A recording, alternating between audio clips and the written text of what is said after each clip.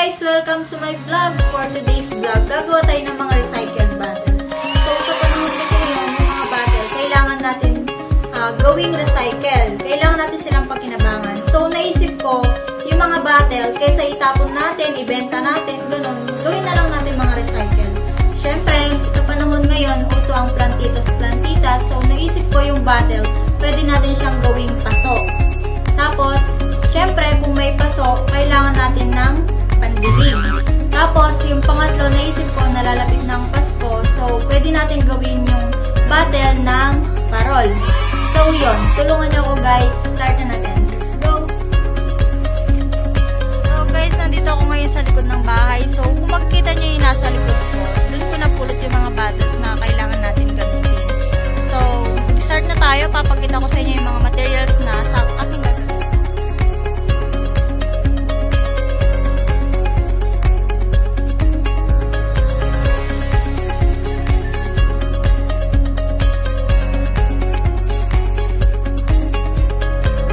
First, una natin gagawin yung paso.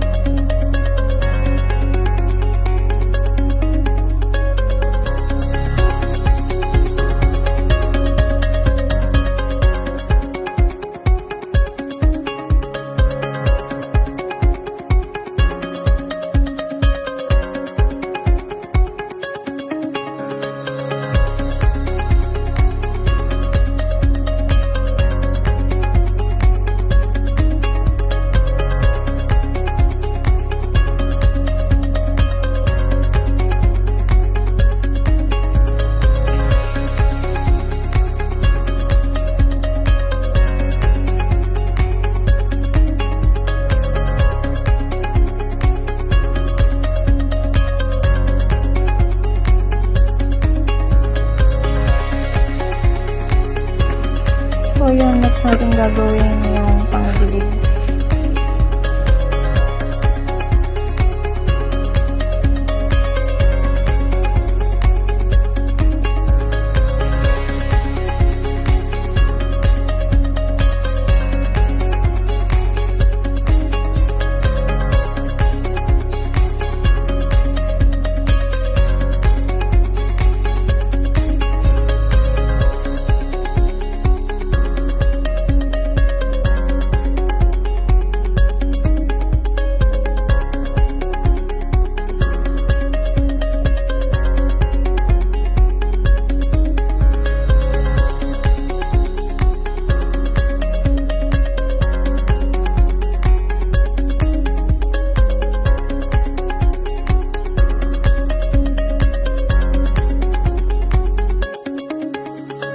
Next natin gagawin yung parol.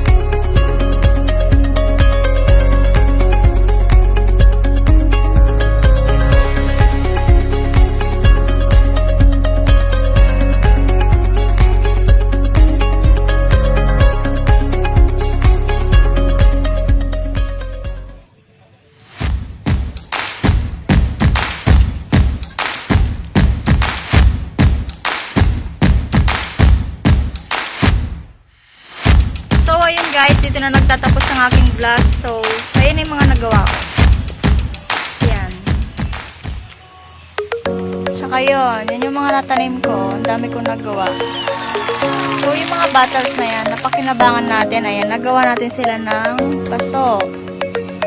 So, yun. Dito na magtatapos ang aking vlog. Thank you!